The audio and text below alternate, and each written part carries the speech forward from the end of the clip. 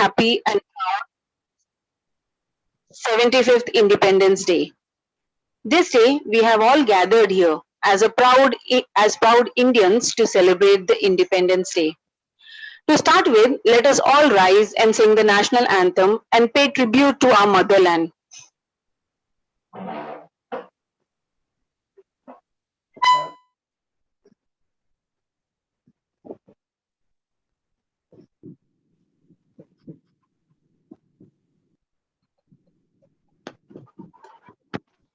जनगण मन अधिनायक जय हे भारत भाग्य विधाता पंजाब सिंध गुजरात मराठा द्राविड उत्कल बंगा विंध्य हिमाचल यमुना गंगा उच्चल जलधि तरंगा तव शुभ नामे जागे तव शुभ आशीष मांगे गाहे तव जय गाथा जन गण मंगलदायक जय हे भारत भाग्य विधाता जय हे जय हे जय हे जय जय जय जय हे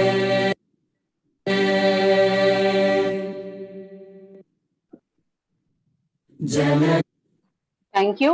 You all may take your seats. Thank you. Now I invite our principal, Dr. Nilima Chandiramani, for a welcome address.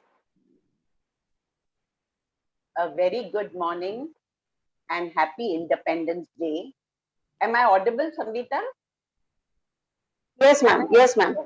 Okay, a very good morning and a happy Independence Day to our chief guest, Professor Sandeep Savalkar, principals of the sister colleges on the campus, staff, and all my students. Today is a momentous year for every citizen of India because it is our 75th independence year when we reaffirm our pledge to the Constitution.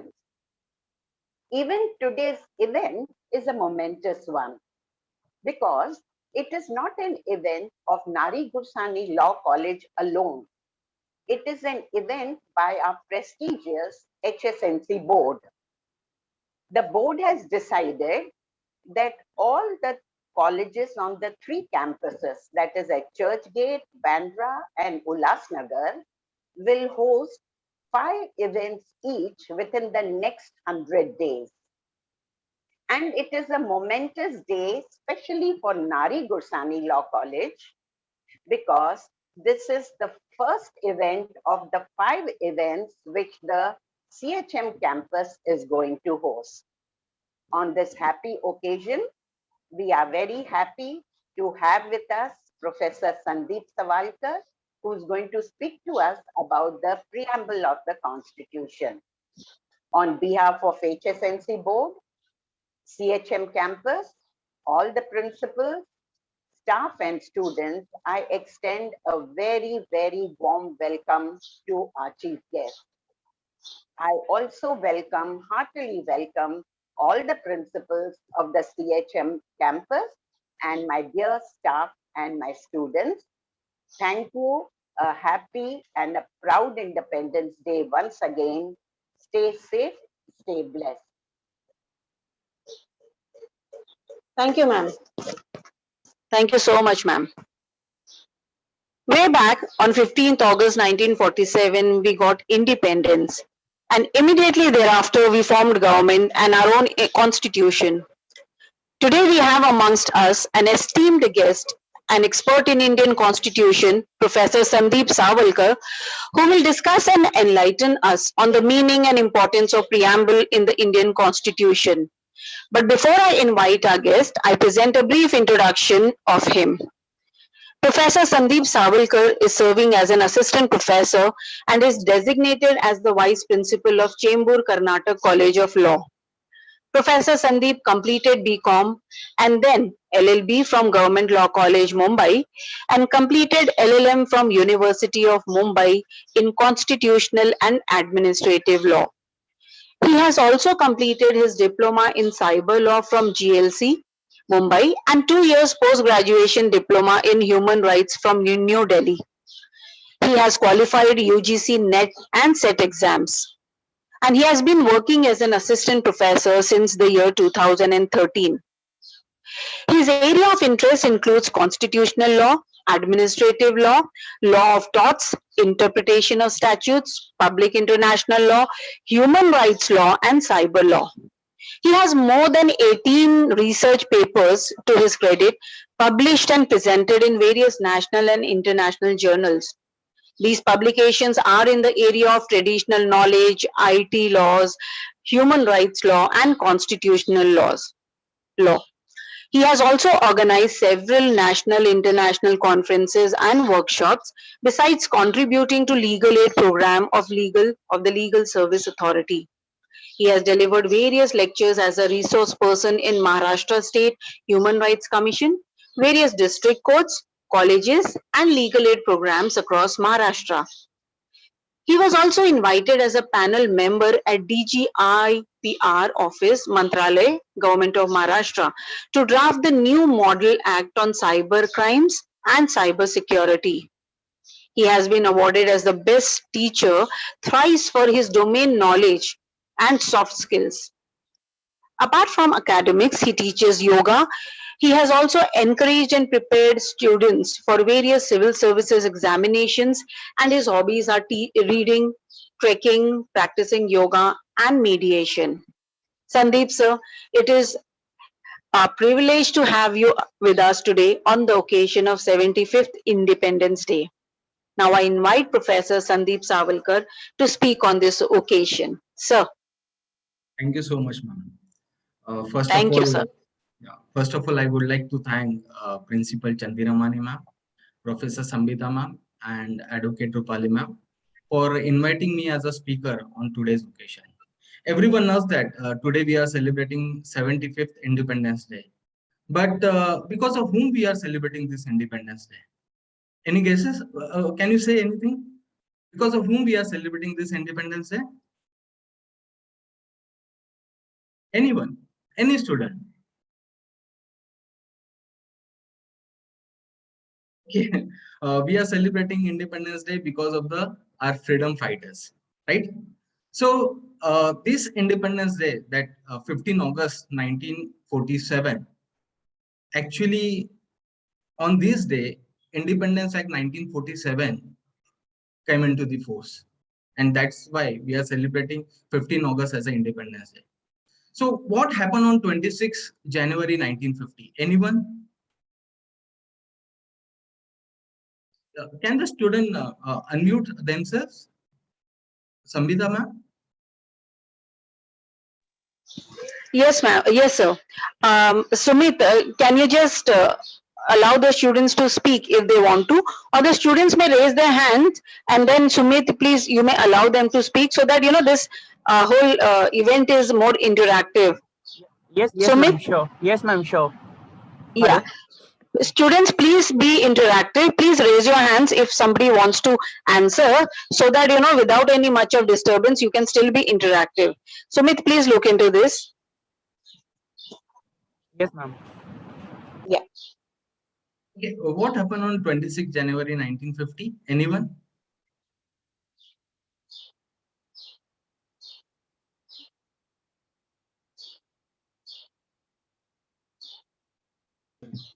Okay, Aarti. Come on, students. Yes, Aarti.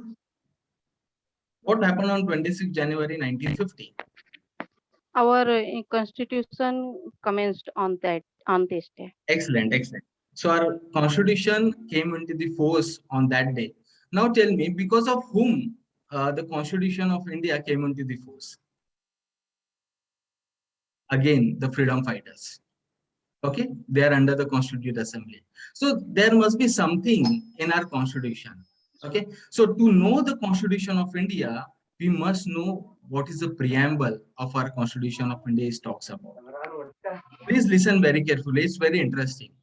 Preamble of Constitution of India, it contains 85 words, and these 85 words of the preamble talks about the whole Constitution of India. Whole means there are originally 395 articles are there. At present, there are more than 497 articles are there, including the amendments. Okay, so these 85 words of the preamble talks about the whole Constitution of India. So we must aware about what the preamble talks about it. For the first time in the world, American Constitution began with the concept of preamble. Later on, the various democratic countries in the world adopted this concept of the preamble. Then what is preamble? Anyone, what is preamble? You can raise your hand. Yes, Arti. What is preamble? Sir, preamble is the document which is a short document which indicate the objective of why our constitution is made. Actually, it means objective, purpose, everything is in the preamble in a very short. Okay, fine.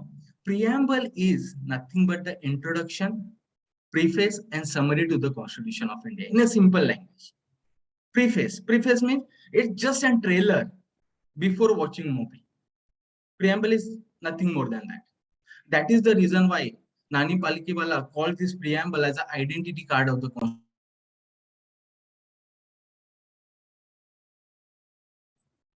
Ken Mumshi called it as a horoscope of our sovereign democratic and the republic. And Justice Hidayatullah called it as a soul to our Constitution of India. Okay. Now this concept of the preamble, I just share my screen.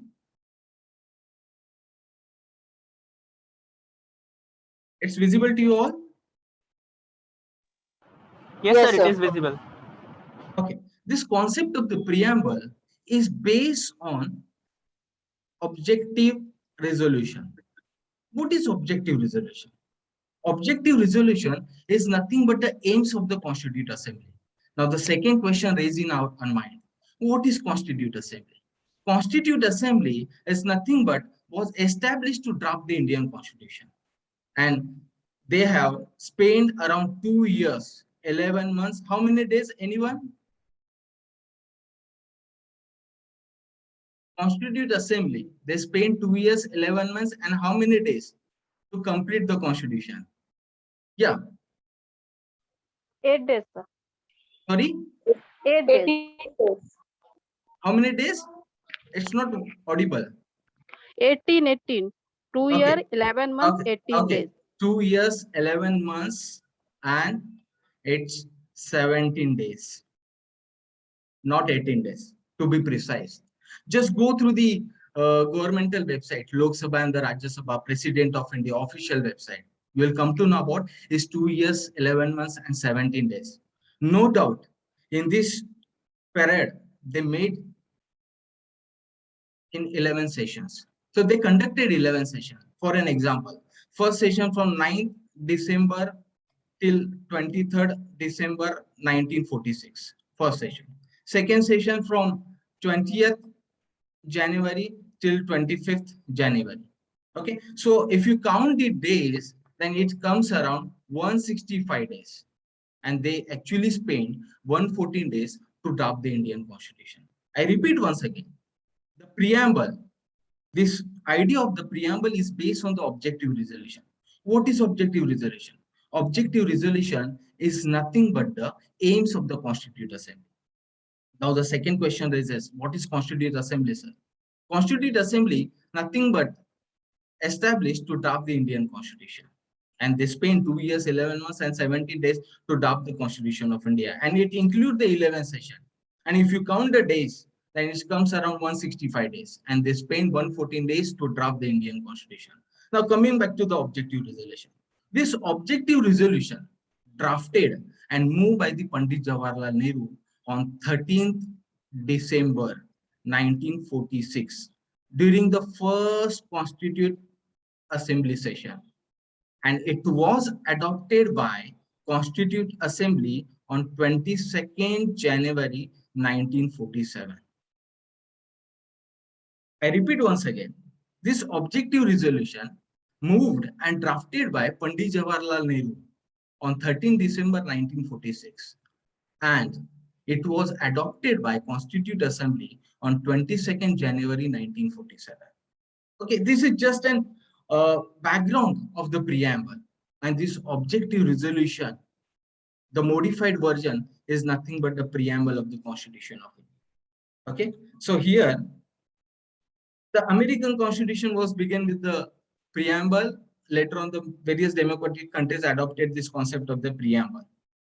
Objective resolution. Just look at here. It is nothing but the aims of the Constituent Assembly. Constituent Assembly established to draft the Indian Constitution, held in 11 session, covering 165 days, and they actually spent 114 days to draft the Indian Constitution, 2 years, 11 months, and 17 days.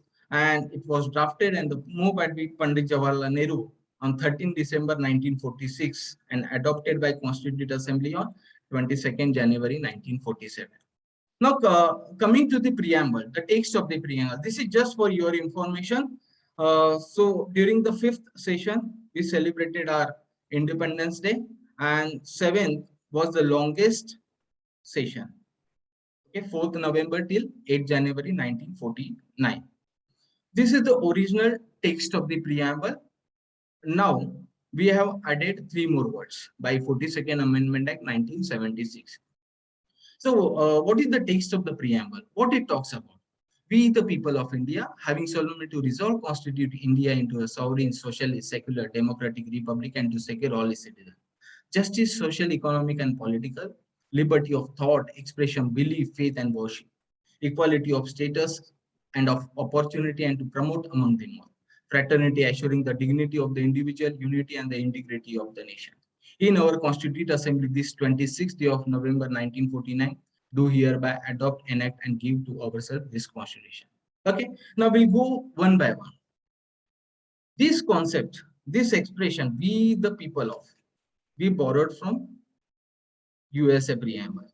So USA preamble started with the we the people of the United States of America, and we use the we the people of India.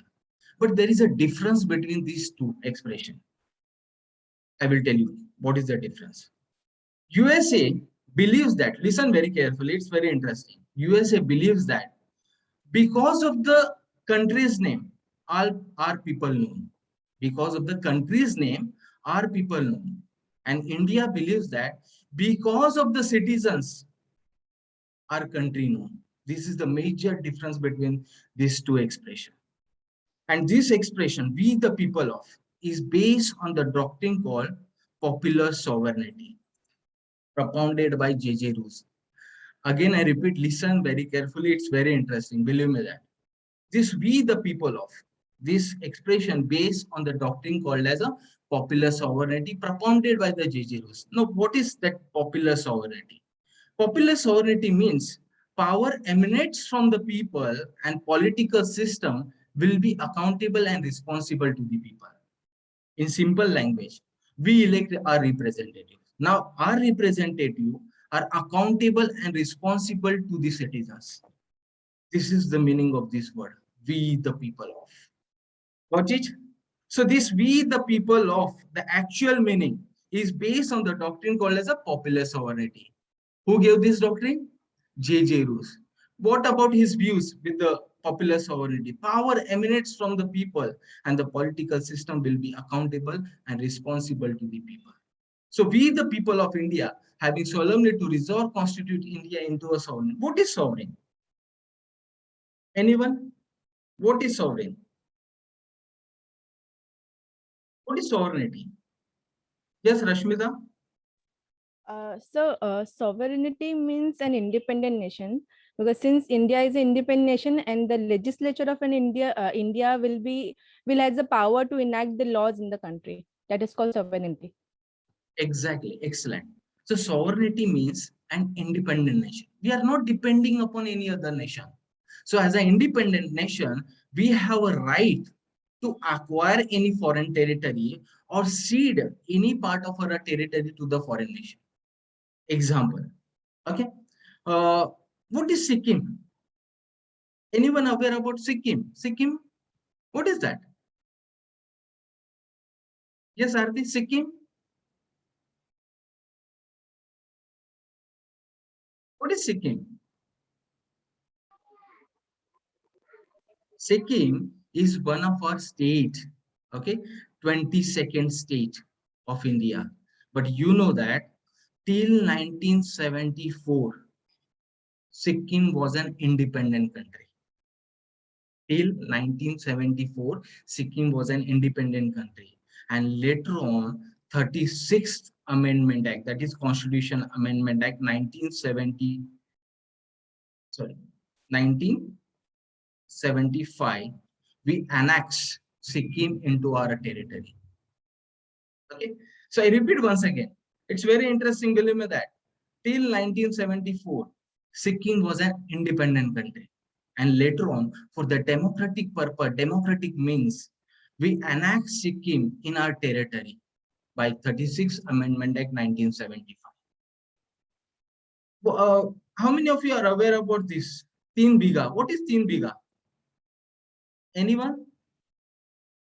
What is Teen Biga? Teen Biga is one of the area which is on the border of the state of West Bengal. So in 1974, Indira Gandhi entered into an various agreements with the Bangladesh. That, and one of the agreement is relating to the Teen Biga, that we will give this area to the Bangladesh on a lease. But due to the political up and downs, emergency, then Janata Dal came into the force, again up and downs in the politics. In 2011, Dr. Manmohan Singh gave this area to the Bangladesh on a lease for the period of 5 years. Why we are doing all these things? Because we are an independent nation. So as an independent nation, we have a right and the power to acquire any foreign territory or cede any part of our territory to the foreign nation. And that's why the Sikkim we annexed in our territory.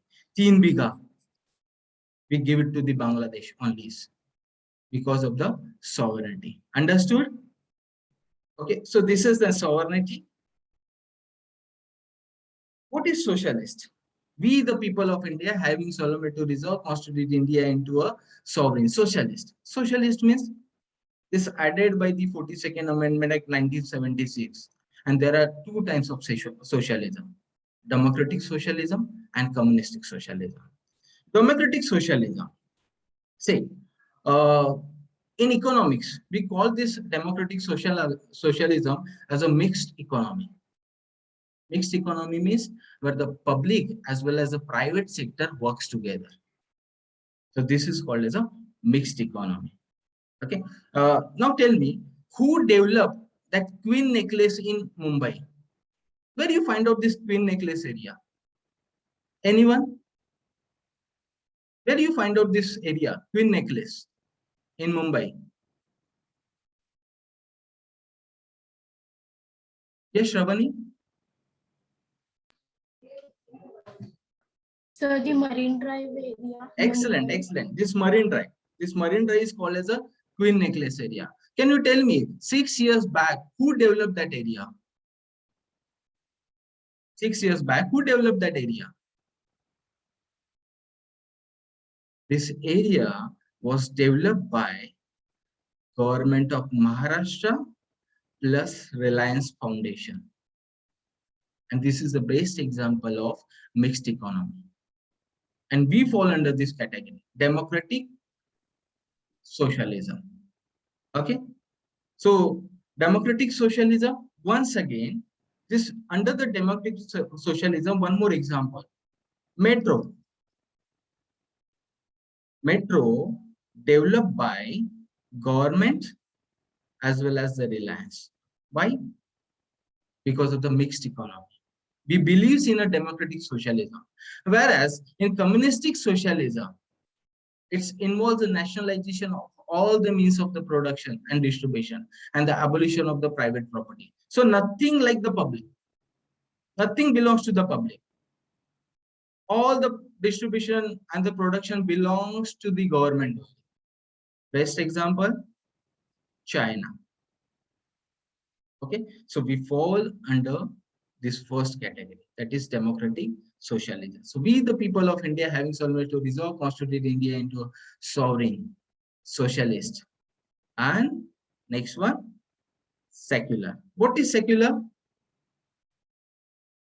What is secular? And where it mentioned under the Constitution of India, and which article talks about secularism? Where we have used this word?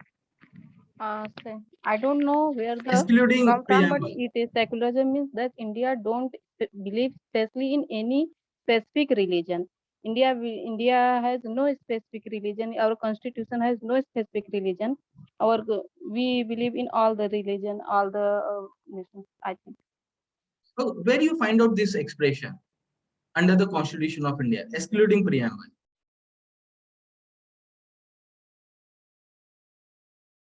Yeah. I Arti? think I'm just trying to Article 25 to 25 to 28. Okay. Now I will tell you the secret. None of the article mention this word secular, excluding the preamble. The Article 25 to Article 28, they only talks about the freedom of religion, but it does not talks about the word secular. You will not find out this word under this article. Only the preamble talks about this. So what is secular? Secular means the state can have no religion of its own, and it treats all the religions equally. In a secular state, the state only concerns the relationship between the man with the man and not between the man with the God. Example. Okay. Suppose here person A, before the declaration of result, goes to the Siddhivinayak temple and donate 25,000 rupees on the ground that you must clear all my subjects in final year of LLB. As soon as the result declared by the university, he comes to know that he got a KT in 2 subjects. Now tell me, can a file a petition against the Siddhivinayak that I want my money back, 25,000 rupees? I donated because on the ground that you have to clear all my subjects. Can you file the petition against the Siddhivinayak? Anyone? Can you file the petition against Siddhivinayak? Yes, Mala? Sir, no, he will not going to file because it's own wish na to donate. Excellent. Because this is because of the secularism. In a secular state, the state only concerns the relationship between the man with the man and not between the man with the God. If A and B, if they are having any dispute, appear before us, we'll solve your dispute. But if you say that you are having a dispute with the God, sorry boss, we are not going to entertain you. It's your personal matter. Sort out it. Okay, this is called as a secular. You know that Constitution of India does not define the word secular. It left to the judiciary to interpret this word. And that is the reason why in the Vasudev versus Vamanji, St. Xavier's College, in these cases, the Supreme Court gave the meaning to the word secular. But for the first time in Aruna Roy versus Union of India, where the Supreme Court clearly stated that secularism means developing, understanding, and respect for the different religion. So you have to develop your religion. You have to respect your religion. But as a state, I have no religion of its own. I will respect all the religions. Want to listen one story? Yes or no? Yes. Okay. Listen very carefully. In the state of West Bengal, that is one area where several communities file a petition against masjid on the ground that morning namaz, noon namaz, and evening namaz disturb old age as well as it disturb infants. बच्चे उनको disturb होता है. So it disturb old age as well as the infants. And it is nothing but the infringement of right which is mentioned under Article 21 of the Constitution of India. Okay, so they pleaded before the Supreme Court, stating that it is the infringement of right, morning namaz, noon namaz, evening namaz. It's disturbing us. So please give us the remedy. And when it comes to this masjid, they pleaded before the court that we are just enjoying our rights, which is mentioned under Article 25 of the Constitution of India. That is the freedom of religion. Now here, it's a clashes between two fundamental rights. And we know that fundamental rights are enforceable in the court of law. And both are enforceable in the court of law. This is one of my favorite wording. Suppose if you are a judge, have you understood this story? Yes or no? Just raise your hand. I will come to know that whether you understood the story or not. Okay. Now, suppose if you are a judge of the Supreme Court and these matters appear before you, then what would be your judgment? What would be your verdict? Tell me. The clashes between two fundamental rights. Now you have to deliver the verdict. Then what would be your verdict? Tell me. Anyone student. Okay, Divya.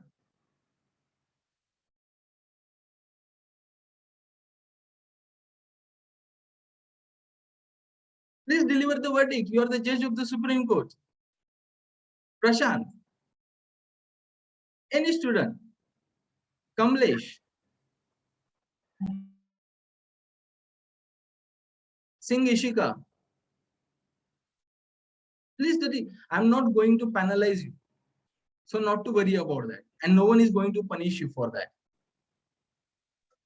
Sir, sorry Yes. to interrupt, but I guess, they are not getting unmuted. Sumit, please look into it. The moment a student raises his hand, quickly unmute them, or else try hello, ma'am. unmuting everyone. Yes, Ma'am, yes, Sumit. I'm doing them ask to unmute, but they have to click on that when they get Okay, the pop-up. students, please unmute. Yeah, please unmute yourself when you're asked to unmute. Only then you'll be able to interact.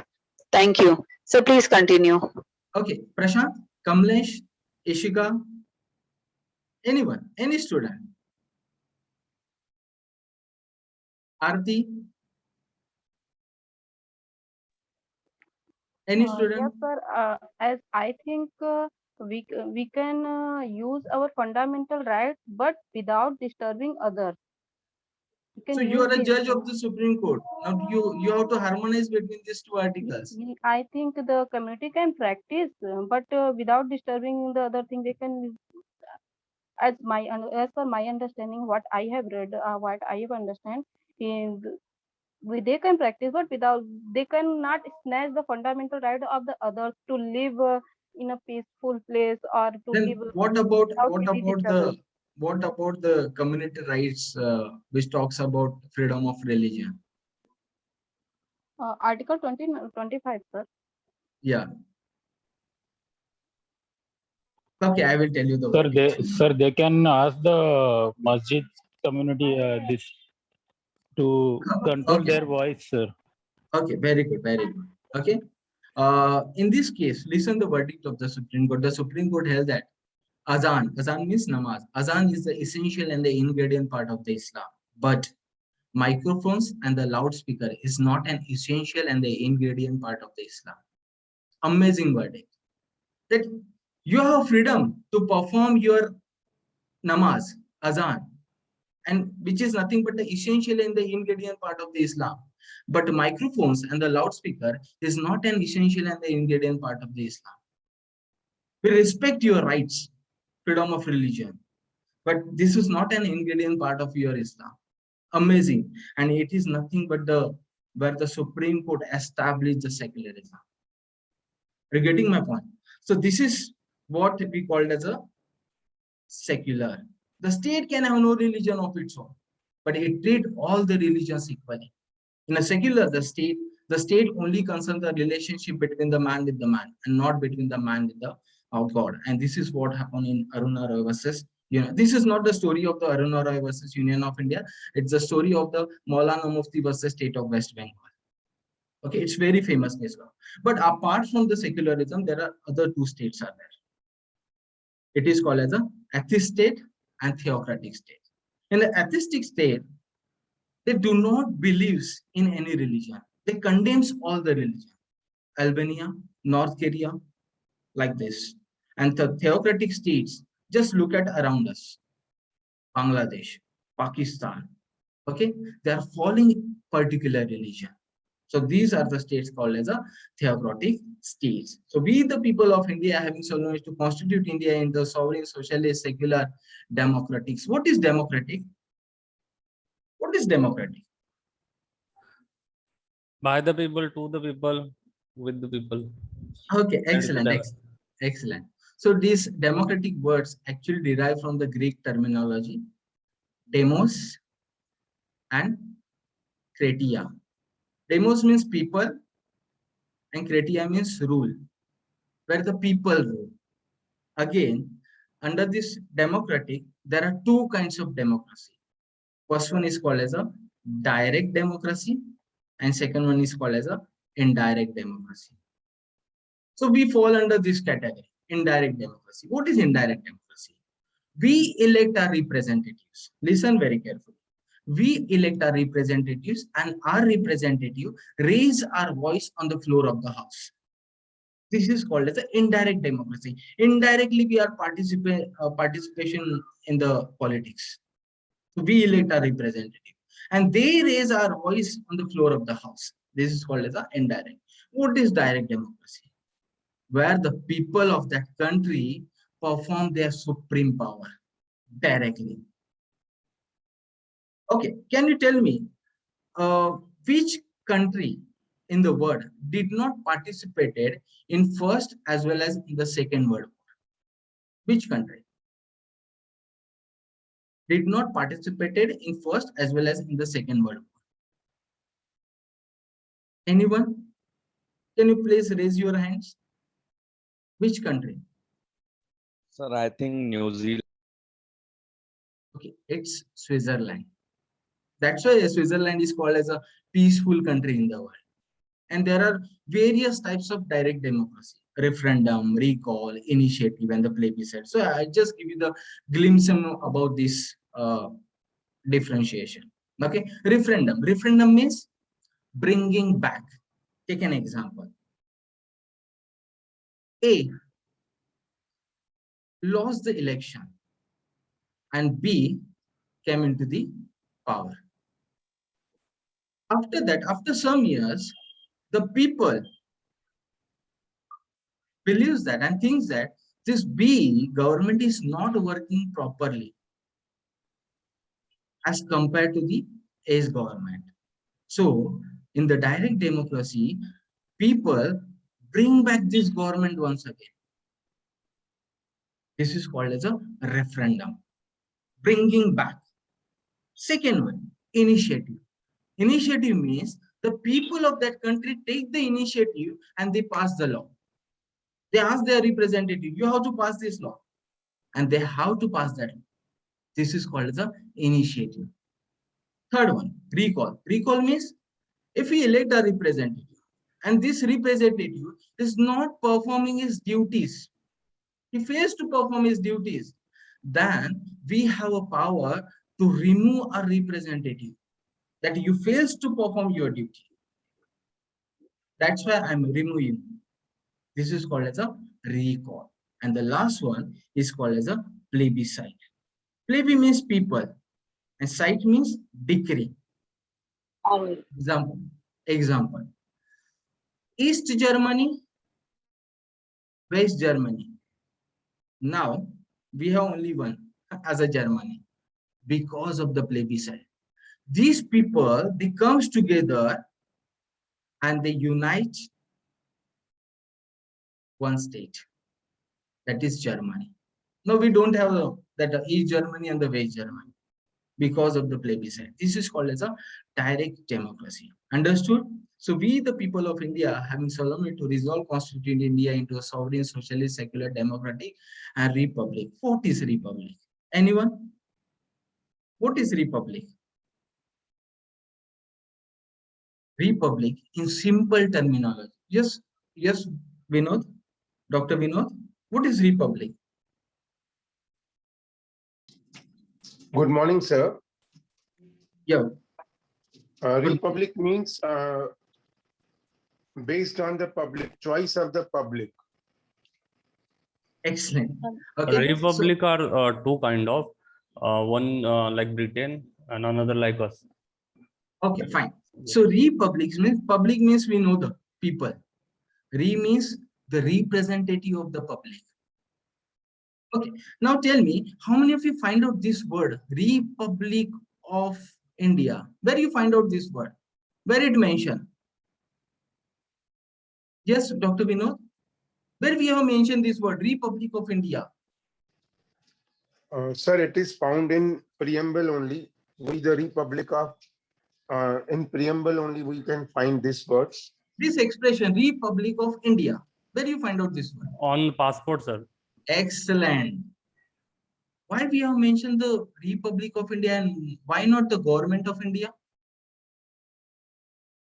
Because it's a people's India, means they People's are country, elected. right? Yes, sir. Okay, okay. So there are two kinds of republic, we can say. It's not two kinds, but there are two kinds, monarchy and the republic. In monarchy, what happened? The head of the state is always a king or the queen and enjoys a hereditary position. Queen gone, then the son will become a king or the queen, the daughter, okay, queen. So it continues process, hereditary position. In the republic, we elect a representative directly or indirectly. So republic also there are two things. Once in USA, they elect their president directly. In India, we elect our president indirectly through MPs and MLAs. Okay, it means indirectly we are electing our representative, that president. This is nothing but the republic. And what is the most important about the republic? Republic means we change this president once he complete his or her tenure, or we can reappoint them. Okay, this is called as a republic. Now my question to you, what is the difference between democratic and republic? Anyone? What is the difference between democratic and republic? I will tell you. In democratic, it's a rule of people, whereas in republic, it's a rule of law. The source of democracy lies in the people, where the source of republic lies in the constitution. Okay?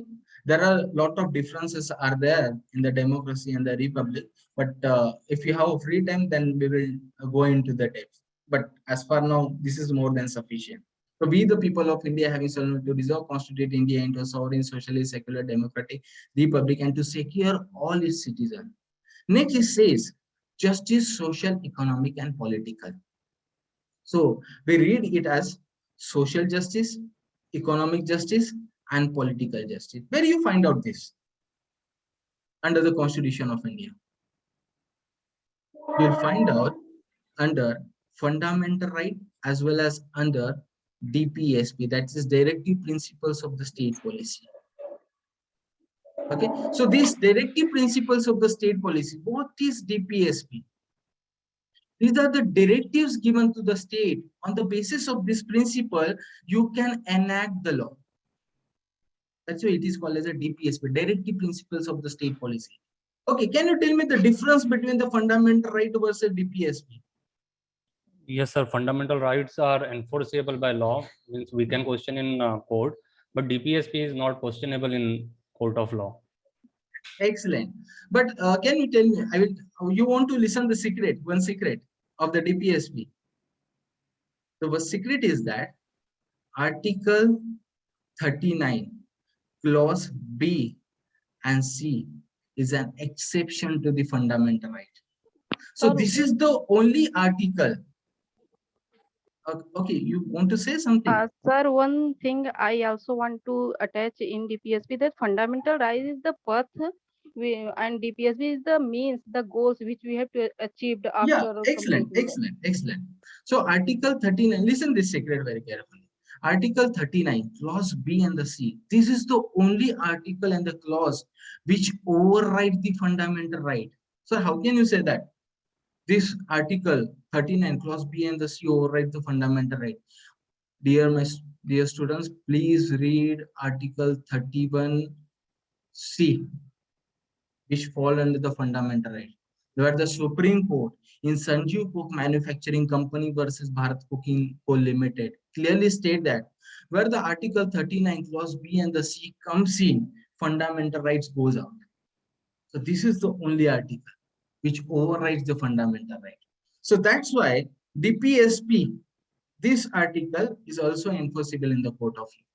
There are various articles fall under the DPSP. So we divide this DPSP into three categories. First one is called as a social and economic charter. Second, social security charter. And the third one, community welfare charter. Now, what is social security charter or social economic charter? Social economic charter, which means that, example, equal pay for equal work. And which articles fall under this socio-economic charter? Article 38 and 39 of the Constitution of India. Okay, just an example, equal pay for equal work. So here the involvement of the social gathering, society, as well as the economy is there. Equal pay for equal work for both men as well as the female. Okay. Second one, social security charter fall under this. Social security charter means society, security given to the society. Example, right to work, education, and public assistance in a certain cases. Article 41. Just and human working condition, 42. Living wages for the worker, 43. Participation of the worker in the management of the industries, 43A.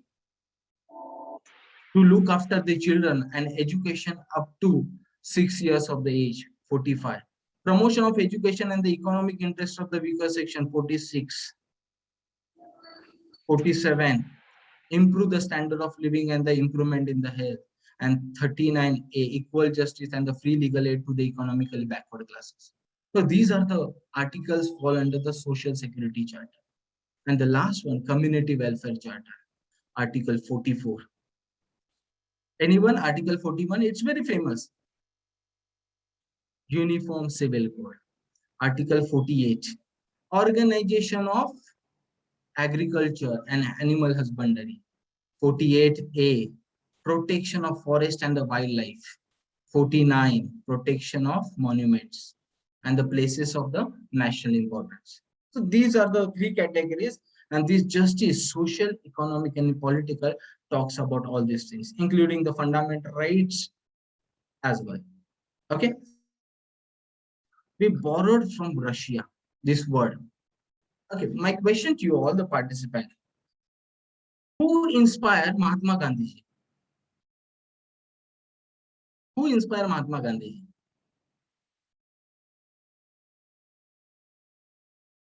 Anyone? Today we are celebrating the 75th Independence Day. And we are not aware about this. Who inspired Mahatma Gandhi? Okay, Lalchan.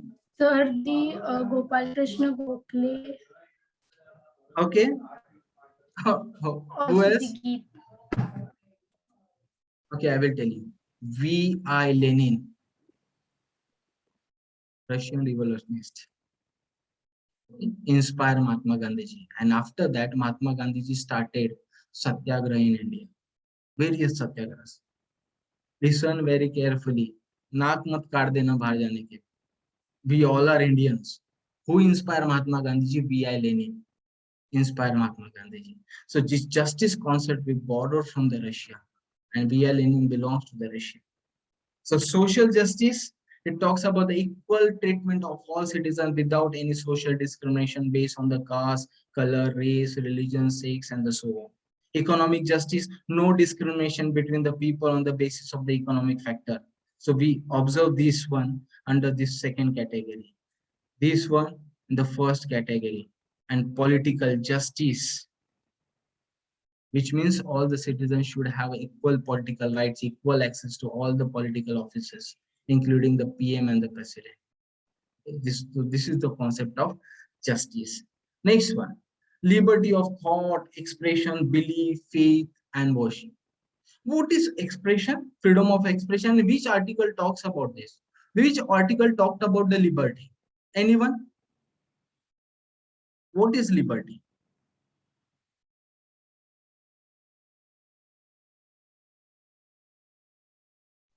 Okay, Laljan, Aarti.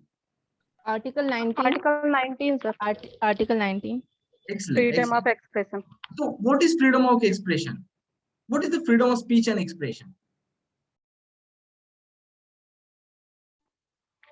You can express your things, your thought, any people to assemble them, but without hurting the security of our nation or any other. People can exercise their own choices. Okay, again, the constitution does not define what is freedom of the speech and expression. It's left to the judiciary to interpret this word. So in the Ramesh Thapar versus State of Madras, for the first time, where the Supreme Court held that freedom of speech and expression means right to express one's own conviction and opinion freely by word of mouth, writing, printing, picture, etc. So it means that if you shows like this, V as a sign, then it means that a victory. Thumbs up means all the best. This also fall under the freedom of the speech and expression. So these are the liberties given to the citizen of India. And this liberty, you can find out under Article 20, that right to life and the personal liberty. Okay, so liberty means the absence of restraint on the activity of the individuals, and at the same time providing the opportunities for the development of individual's personality with the reasonable restriction. So as an example, I mentioned that. Okay, so in this case, if I shows like this is means victory. Like this, all the best. Middle finger, then you can file a complaint against me. Yeah, it's an abuse. Okay? And this is what happened around 10 years back. The Amitabh Bachchan, after the voting, he shows the middle finger. And some of the citizens, they filed the case against Amitabh Bachchan, stating that he's showing the middle finger. It also includes under the freedom of the speech and expressions. Okay. Now, this is all about the liberty. Now come to the equality. What is equality? And where it mentioned? Equality mentioned under Article 14 to Article 18 of the Constitution of India. The state shall not deny to any person equality before law or equal protection of law within the territory of India. Right? So what is equality basically? The equality means the absence of special privilege given to any section of the society. You want to listen one story? Yes or no? Yes, sir. Okay, now listen very carefully. Regulation 46 of Air India. It deals with the retirement age of the air hostess. I repeat, Regulation 46 of Air India deals with the retirement age of the air hostess. So they mention that if she attains the age of 35 years, she will be retired. I repeat, if she attains the age of 35 years, she will be retired. If she marries, if she marries within 4 years from the date of joining, it means if she joins in 2010 and within 4 years if she marries before 2014, the date of marriage will be declared as a retirement age. Repeat once again. If she attains the age of 35 years, if she marries within 4 years from the date of joining, and the last one, first pregnancy, whichever occurs earlier. तीनों में से जो पहला होगा वो उसका retirement age होगा. So first pregnancy, then you will ask the question, sir, how can it happen? Here, she married in 2009 and 2011 pregnant. The date of pregnancy, when she says that, sir, I am a pregnant, retire automatically. So regulation 46 talks about retirement age of the air hostess once she attains the age of 35 years. If she marries within 4 years from the date of joining and the first pregnancy whichever occurs earlier. In this case, Narges Mirza knocked the door of the Supreme Court. I want a justice. Here, you are saying that female must retire at the age of 35 years, but the males, for them, it's 58 years. Now you are a judge of the Supreme Court. Assume that you are a judge of the Supreme Court. You are in the constitutional bench and you have to deliver the verdict. What would be your verdict? Tell me.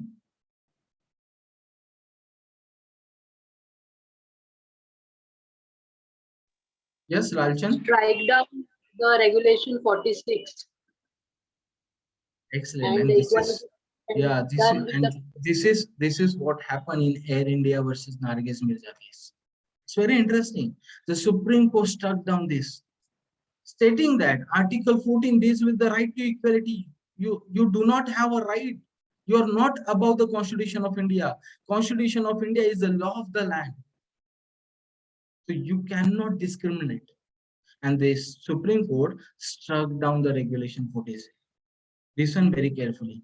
Supreme Court struck down the rules and regulations. Supreme Court can struck down the section, but they cannot repeal the law. The repealing of the law, these powers goes with the parliament only. Okay, so Supreme Court only they can struck down. They can mention that this law is not applicable. It's violate the Constitution of India, and this is be called as a equality. There are lots of number of examples are there. Okay, so there are three kinds of equality: civil, political, and economic. Civil equalities: equality before law, no discrimination, equality of opportunities, public employment, and the last one, abolition of untouchability. Political: no discrimination in the electoral roll, and adult suffrage. Adult suffrage means this this article is very interesting too. घर पे जाके ना grandfather grandmother को पूछ लेना आपने vote कौन से एज में किया था. They will tell you that at the age of 21. By 61st Amendment Act 1988, we reduce the age from 21 to 18 years. And this is what mentioned under Article 326. Once we attain the age of 18 years, we are called as adults and we have a right to vote. Okay? And economic equality means equal pay for equal work for both men and the women. This is all about the equality. And finally, fraternity. Fraternity actually the dignity of the individual, unity and the integrity of the nation. Where it mentioned under the Constitution of India. It mentioned under the fundamental duties, Article 51A.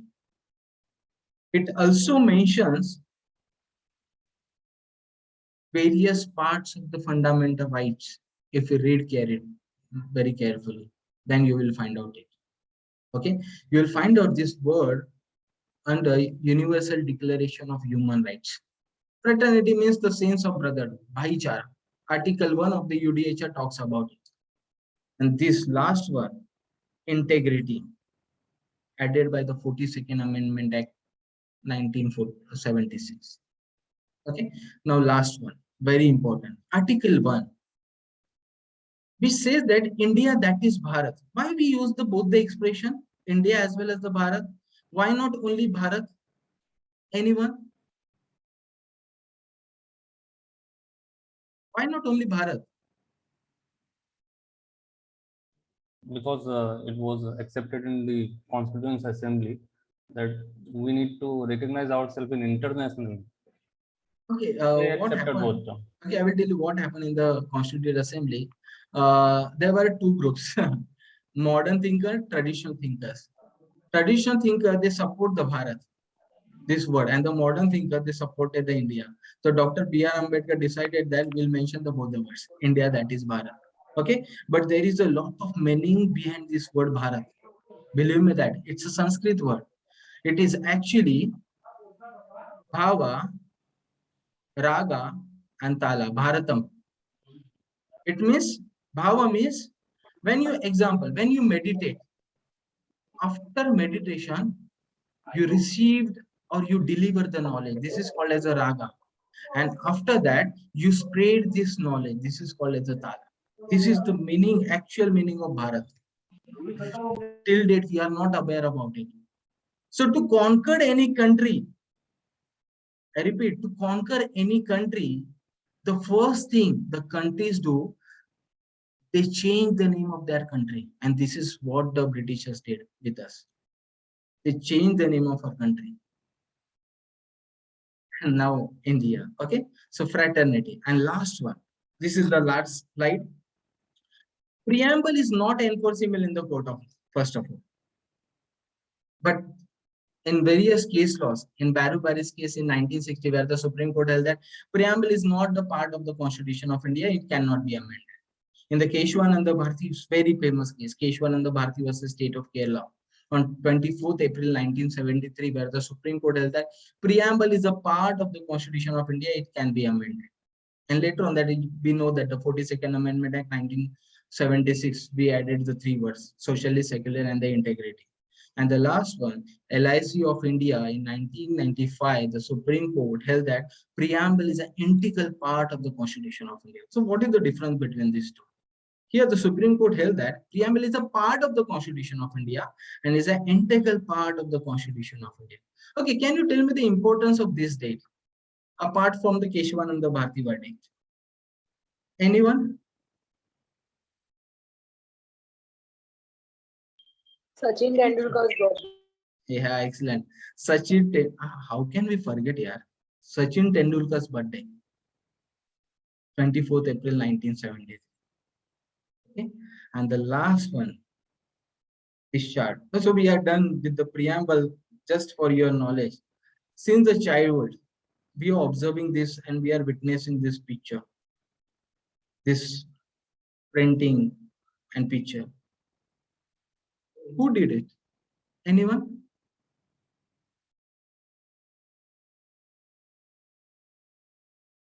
Anyone? Okay, this is the homework for you. You have to find out. I know, but you have to find out the answer. On this Independence Day, this is the homework for you. And this is the last one where we can say we adopted our constitution on 26th of November 1949. This is all about the preamble of the constitution. So if you have any questions, you can raise. Thank you so much, sir, for such an enlightening session. It was really good, really fun to know certain things which even I didn't know. Thank you so much, sir. Now I would want the students, because students, thank you so much for being so active.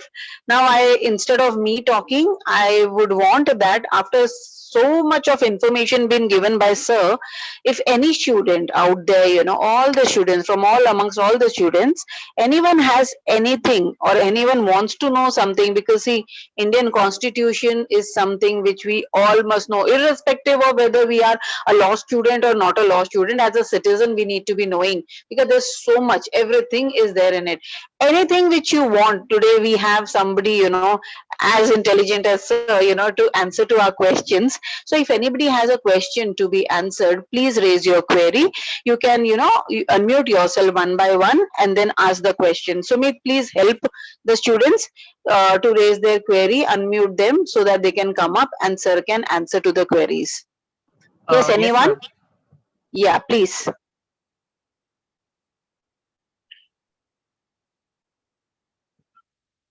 Yes, students, please raise your queries.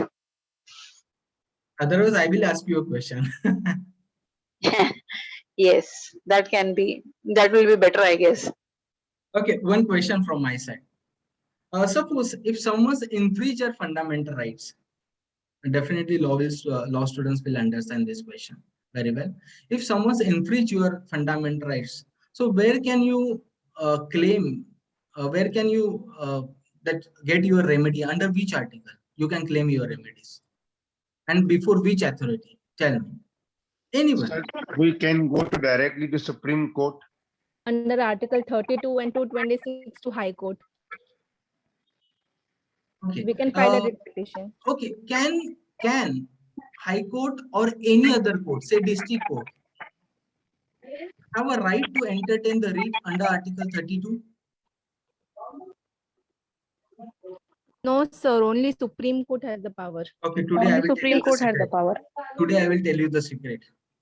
Just read Article 32, Clause 3, where it clearly mentioned that the Parliament, by making a law, they can empower any court within the territory of India to entertain the writ.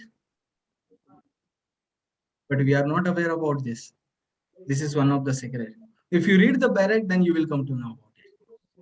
And believe me that, ask this question to the senior advocates. You will come to know about it. Okay, sir. Any other person? Any other question? No questions? Sir, can I ask a question apart from preamble? Yeah. Sir, I just want to know when there is an impeachment of the president. Okay, we have to provide a 14 days before notice, 14 days notice to the president. But after the impeachment of one house or before the impeachment of either of the house, both of the house. Sorry, both. Yeah. But just I understand that after the process of the impeachment in one house, then we go to provide a 14 days notice to the president, and after 14 days we go to the second house to do this process. It means the involvement of both the houses are mandatory. Okay, sir. Sir, impeachment process is going either of the house. We can start from either of the house. Yeah. But to serve the notice to the president before the starting the process or after one house process has been done, then we go to the president to provide. Once we pass the resolution, after that. Okay, sir. Okay, sir. Thank you. Hello. Good afternoon, sir. Yes. Yeah. It's excellent lecture, sir. Actually, I'm not a law student. I'm working as assistant professor in pharmacy college. Okay. And I used to teach the pharmaceutical jurisprudence subject from last 15 years in that pharmacy course. Okay. So definitely attending your lecture is very helpful for me to understand more about the laws and all. My one question is that, sir, today only newspaper we have seen that Bombay Supreme Court has rejected the plea of central government about the IT Act. That through the IT Act, they can, they want to stop the people's fundamental right to speak through IT sector. So my question is, can't the central government make the law in their, as they are in a majority, they can create a law which will be imbibed or which will be where the Supreme Court or another court can't do anything in that, as the law created by the people sitting in parliament. Okay, I will tell you the fact. I am one of the panel member of drafting committee. Right now we are drafting the new Information and the Technology Act. So soon we'll come with the new Information and the Technology Act. Okay. It will take a time, because of this pandemic. Its process is delaying, but soon we are coming with this.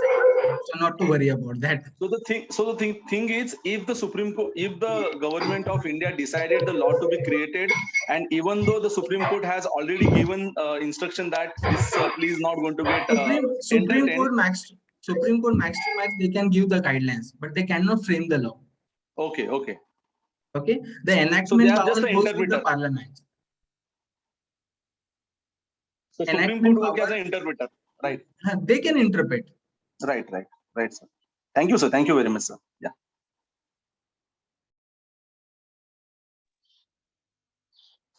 Any other questions?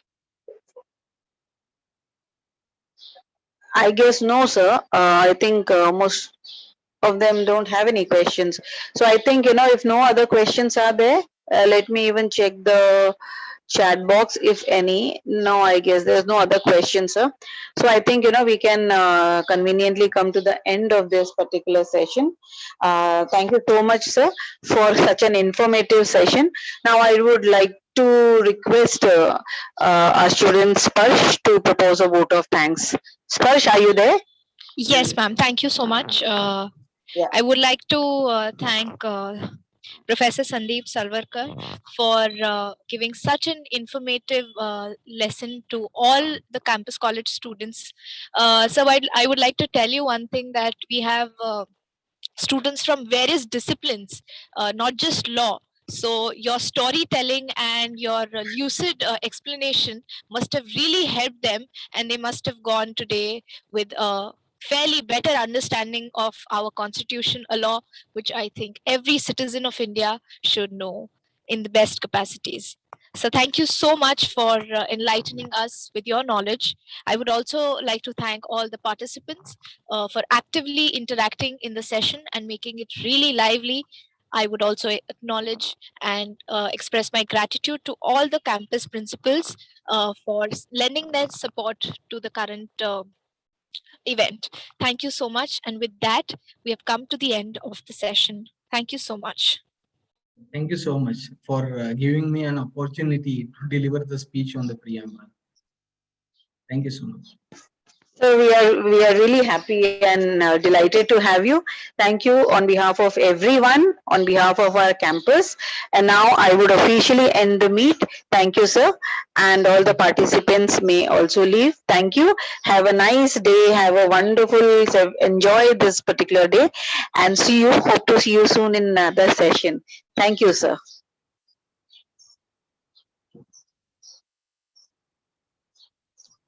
Sandeep, we can wind up the session. Can I end, ma'am? Yes, please.